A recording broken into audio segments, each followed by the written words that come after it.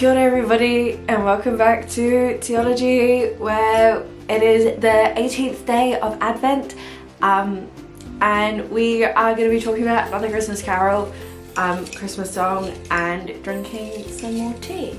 So the song for today is Hark the Herald Angels Sing, and we are drinking, where is it? Well, the quote of today is, today's good mood is sponsored by tea.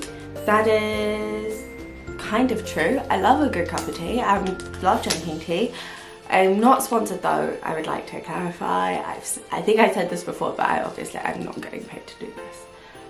Otherwise I would be sitting here going for like half the teas. I don't like it. Or sitting here looking at this one going, this is going to be interesting. So this is actually a fruit tisane, not a tea today. And it is a Merry Berry Meringue. I find it funny that it was sponsored by tea on the tisane. So it is Merry Berry Meringue. It smells very sweet.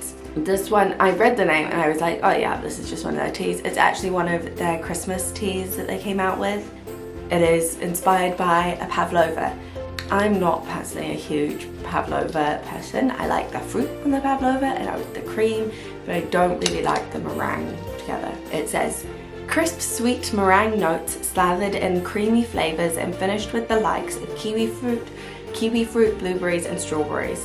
Aussies and Kiwis, this is your classic Christmas pavlova in a cup. And it's got apple, some natural flavouring, kiwi pieces, blueberries, raspberries and strawberries.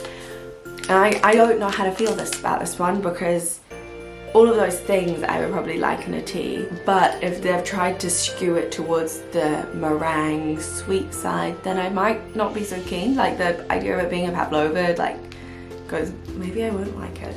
So we shall find out, because sometimes like they say it's meant to be inspired by that thing and then it doesn't taste like that thing. It just tastes like some random components of that thing. So we'll see. Let's give her a try, shall we? It skews slightly to the sweeter side of those, like the slightly more artificially sweet way those flavors can go.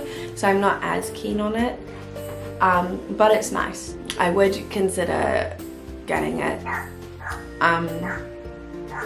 It would probably make quite a nice iced tea, I think. Sorry, there are dogs outside.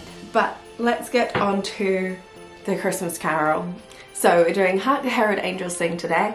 So for biblical accuracy, I think it is just quite a good job. It talks through so it focuses for biblical accuracy on the story of the angels, so that sort of perspective, and focuses on what they're proclaiming, which is the glory to God, glory to the newborn King. So in Luke it says there is a multitude of angels and they were the heavenly host was singing glory to God in the highest heaven and peace on earth among those whom he favors. So yeah, basically going glory to God, peace on earth. Then the angels say, do not be afraid, I'm bringing you great news, joy.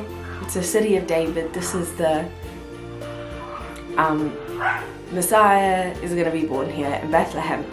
And this is what it says that the angels say pretty much is, and it says Jesus is born in Bethlehem, glory to the newborn King, peace on earth and mercy mild, so that sort of peace to everyone.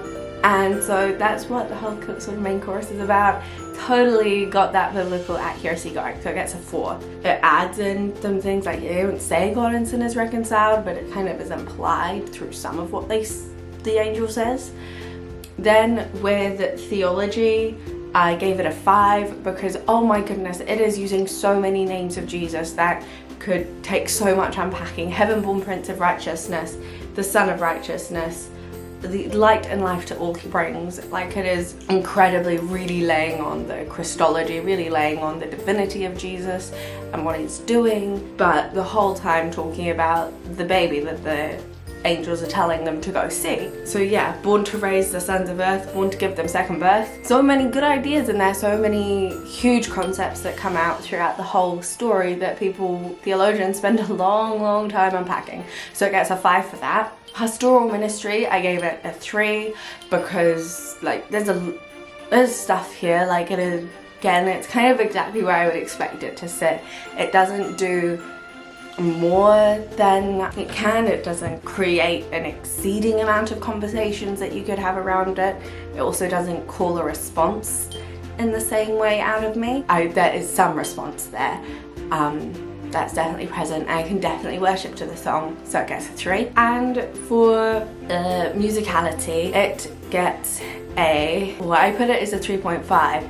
I'm gonna boost it to a 4 because it is so much fun. Sing, and kind of like Joy to the World, kind of like yesterday, it's like the same joy to sing, and it's so much fun, and it's very proclaiming all of this amazing good news. Celebrates it like it is really good news that we're talking about. And it gets a bonus point because it doesn't do any of the Christmas nonsense.